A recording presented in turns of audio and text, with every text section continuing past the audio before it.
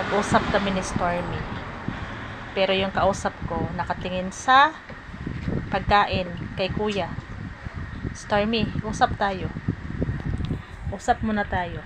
Tingin ka sa camera. Stormy. Ay. Ano na naman ang gusto? Pagkain na naman, Stormy. Love mo si mama para bigyan kita ng food. Love mo ako. Mag-love ka sa akin. Stormy. Tingin kay mama. Nanghihingi kasi siya ng pagkain. Sinusundan ang kuya. Walang imik. Tahimik lang si Stormy. Si Stormy lalapit lang yan pagka kailangan niya ng pagkain. Pag nanghihingi ng pagkain.